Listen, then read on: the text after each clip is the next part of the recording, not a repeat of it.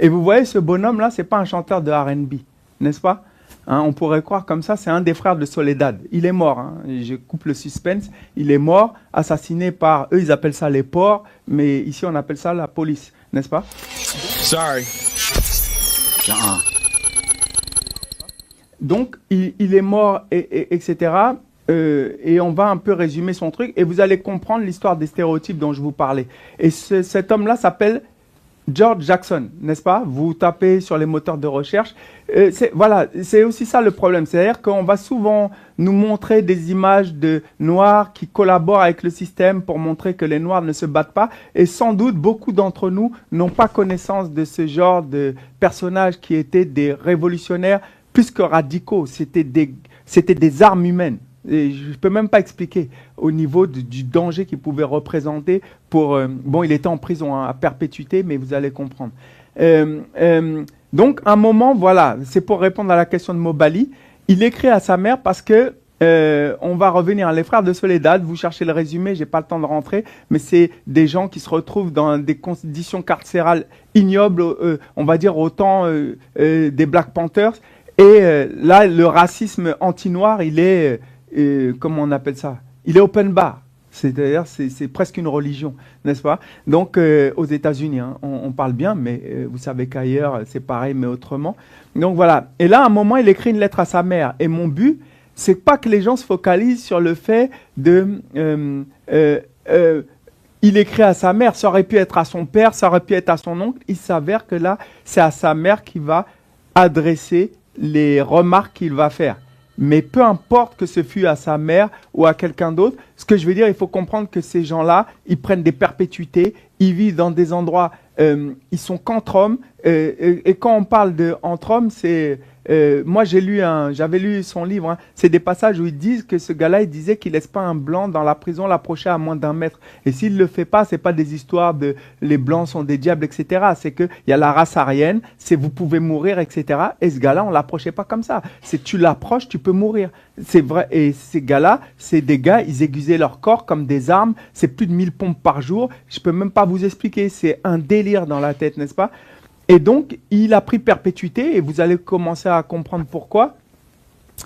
Et oui, parce que je crois que... Mais vous regardez en même temps que je vous parle, parce que j'ai pas toute l'histoire, ça fait longtemps que j'ai lu ça. Mais en fait, il y aurait une histoire, on l'accuse d'avoir volé $70, il se retrouve en prison. Et quand il se retrouve en prison, c'est genre une peine où tous les 1 an, c'est-à-dire il peut prendre perpétuité, c'est-à-dire c'est reconductible. C'est-à-dire tous les 1 an, il revérifie sa situation. Et s'ils estiment qu'ils ne se tiennent pas bien ou quelque chose comme ça, ils reconduisent sa prison. Donc au final, il rentre pour $70 qu'on l'accuse d'avoir volé, dont lui il dit qu'il n'a jamais volé ça, mais combien même $70, il se retrouve en prison à perpétuité. Parce que bien sûr, en prison, il ne se laisse pas faire. Bien sûr, le gars se retrouve en prison à perpétuité. Quand il rentre, je crois, il a 18 ans. La première fois qu'il se fait arrêter, je crois, il a 14 ans. Je ne sais même pas s'il n'est pas plus jeune. Mais vous regardez, c'est des histoires dégueulasses, n'est-ce pas? Et donc, pour répondre à la question de Mobali, dans ça, parce qu'il se retrouve maintenant en prison à perpète et trucs qui ne se laissent pas faire, hein. C'est genre l'un des plus grands révolutionnaires. Les policiers ont peur les policiers, les gardiens de prison. On l'accuse même hein, d'avoir tué un gardien de prison et après, je vous spoil un peu le truc, on l'a tué d'une balle dans le dos parce qu'apparemment, ils auraient... Lui ou d'autres, hein, c'est pas la question de lui ou quoi. C'est-à-dire, on l'accuse d'avoir tabassé un gardien et de l'avoir jeté du 3e étage de la prison, n'est-ce pas? Et donc, voilà. Et donc, comme c'était le gars le plus radical, le plus révolutionnaire de la prison, ils ont tout mis sur lui. Et donc, voilà. Mais dans cette souffrance énorme qu'il vit, et c'est un révolutionnaire dans cette souffrance, c'est-à-dire que c'est un gars qui se plaint pas, son esprit c'est une arme, son corps c'est une arme. Il écrit à son père et il dit « J'aime tendrement ma mère, et pour de multiples raisons. Elle m'a donné matériellement le meilleur de ce qu'elle pouvait.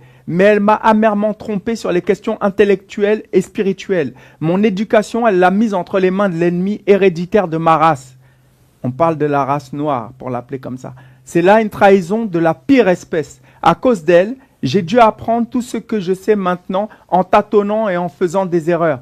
J'ai finalement réussi, mais regarde à quel prix. Je ne serais pas en prison aujourd'hui si elle n'avait pas toujours vu la vie en rose. Rose, c'est souvent la couleur des blancs. À sa manière, ou si tu avais eu la sagesse, et là il part à son père, de me parler de mes ennemis. de me dire comment je pouvais obtenir ce dont j'avais besoin sans tomber dans leur piège. Vous comprenez? Donc, ce qu'il reproche, c'est-à-dire qu'il a vécu dans un monde, on l'a prémuni, un peu comme dans cette bulle que je vous ai montrée, d'une certaine réalité. Il se retrouve en prison à perpétuité. Pour rien. Juste parce qu'il ne connaissait pas le racisme tel qu'il s'applique d'une manière radicale et tout ce qui s'ensuit. Donc, essayez de comprendre le truc. Là, vous avez donc George Jackson qui est ici. Alors, voilà, il est là. Là, voilà, c'est le grand. Et le petit, à côté de lui, là, non, ça c'est le grand, voilà. Et le petit, c'est son frère Jonathan Jackson. Il a 17 ans. Vous voyez son petit visage de bébé, n'est-ce pas?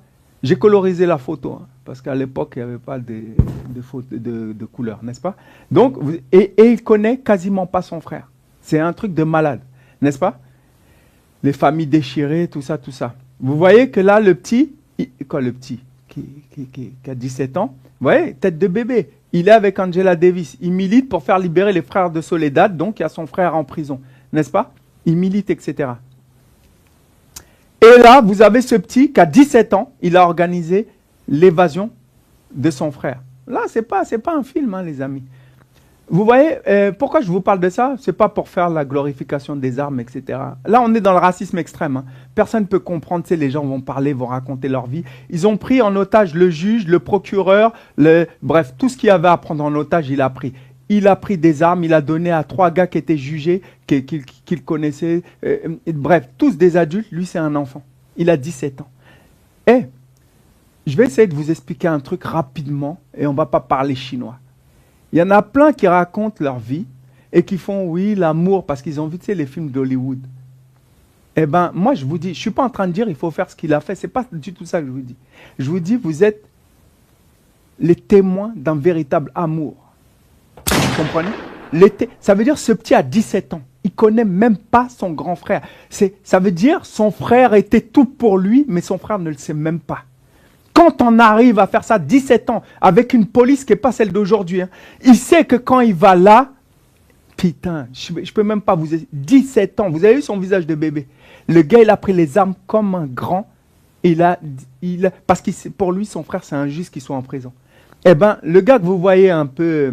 cheveux grisonnants, c'est le juge de machin ou procureur. Cherchez sur Internet, n'est-ce pas? Voilà, eh ben, il organise l'évasion. On n'est pas là hein, pour dire c'est bien, c'est pas bien. Je suis là pour vous expliquer l'horreur que vivent les Noirs et tout ce qui s'ensuit. Et là, on est aux États-Unis. Donc là, vous voyez, le juge, là, j'imagine que là, le juge, il n'est plus en train de taper au marteau. Non, mais c'est la justice. Là, il doit dire, non, mais je vous écoute, monsieur, vous connaissez comment ça se passe. C'est un peu comme nous, quand je vous ai montré dans la salle de braquage. Quand il faut dire aux gars qu'on peut danser la polka, on va faire, tu vois. Là, le juge doit dire, oui, mais je peux vous remettre même... bref, vous comprenez ce que je veux dire. Même l'autre, là, il a les bras en l'air. Et tout ce qui s'ensuit. Donc, vous voyez, d'ailleurs, c'est marqué en bas, je n'avais pas vu. Le juge Harold Halley de la Cour supérieure de Californie, avec un fusil de chasse scotché autour du cou lors de la rébellion de Jonathan Jackson au palais de justice. Vous comprenez, c'est pas un scotché autour du cou. N'entendez pas à ma voix que je fais une glorification de cela. Moi, je parle que de la souffrance vécue par des frères comme ça. Et des sœurs, parce que tu avais à s'attacher à courte. C'est pas le problème. Là, je parle d'eux, n'est-ce pas? Donc, je dis ce petit, mais c'est presque insultant de dire ça. C'est l'amour révolutionnaire. Vous pouvez... C'est pas Hollywood. Et ici... bref. N'est-ce pas? Donc, là, vous voyez, vous lisez, hein, parce qu'on ne va pas perdre de temps. Eh ben, lui, il est mort ce jour-là. Il est mort.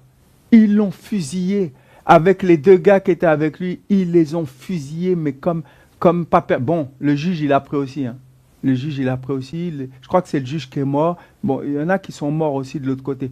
Mais il est mort, 17 ans, n'est-ce pas? Et il a eu un fils qui est né, qui porte son même nom.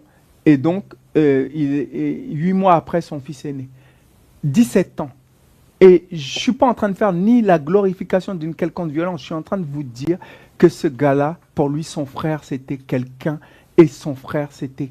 Bref, c'est l'amour, n'est-ce pas? C'est pas Hollywood, c'est pas truc, n'est-ce pas? Et il est mort, n'est-ce pas? Peu de temps après, son frère mourra tué par l'institution, etc. Mais ça répond à la question de Mobali, pas directement, mais vous voyez, il reproche maintenant qu'il est en prison, pas au sens, comment dire, un reproche du genre « ma mère, t'as été une mauvaise mère ». C'est, vous voyez, des fois, ce qu'on croit être de l'amour, on veut protéger les enfants, ça l'a amené en prison à perpétuité. C'est de ça qu'on parle. Mon frère, Ouais. j'ai entendu ce que tu as dit. J'ai eu des frissons. Sorry.